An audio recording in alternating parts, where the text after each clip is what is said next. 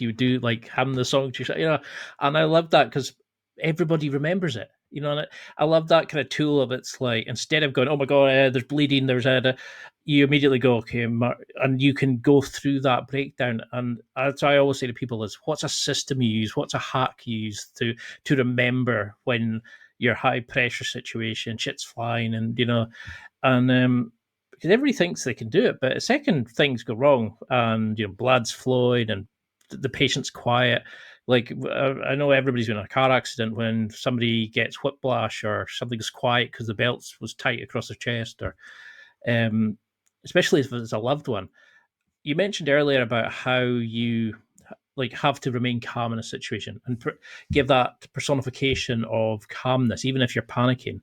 So when Mhm. you're super stressed and the adrenaline's spiraling and you're in a high pressure situation, how should we deal with patients? Like, because I think you've mentioned about how when you're putting a tourniquet on, for example, you'll say, okay, this will hurt. It's meant to hurt because it's stopping the blood, but it's saving you. How you talk to your patient. How do you control yourself in that high stress situation, but also deal with the patient, keep them calm, keep them safe, make sure they're not about to walk in and run into traffic. How could a civilian do this, even though their heart's beating at their chest? Is it just like take a breath, sit with them, explain what you're doing, and you've that would help? Or is there a better way for a civilian to encounter it? Yeah, I mean, taking the breath is a huge part of that, and the reality is that's not always gonna help you. Sometimes you're beyond that point.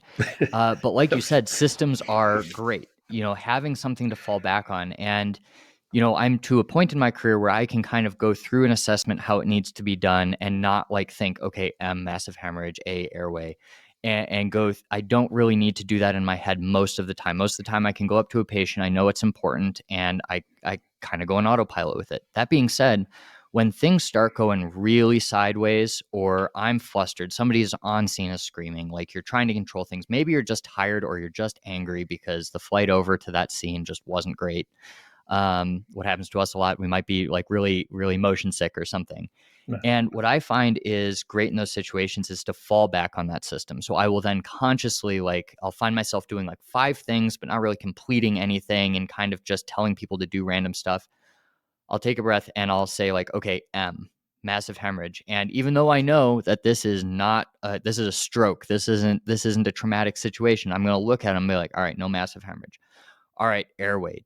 Do we have an airway? Okay, great. We got that. And just really methodically, like in my head, say that out. Sometimes even say it out loud because that's a great feedback to yourself. If you say something out loud, sometimes it makes your body believe it. It's kind of back to that reverse feedback is if you're presenting something, it can kind of come back into you and kind of help make things better in that situation. So I think that's a big part of it. As far as like patient communication, there are entire doctorate courses on the best way to communicate with patients, and Hmm. in an emergency setting, I think the key is to be direct and firm and confident.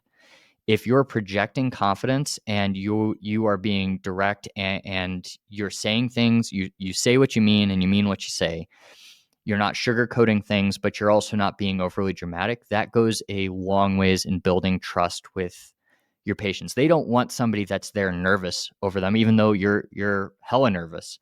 They don't want somebody that's scared, even though you might be scared.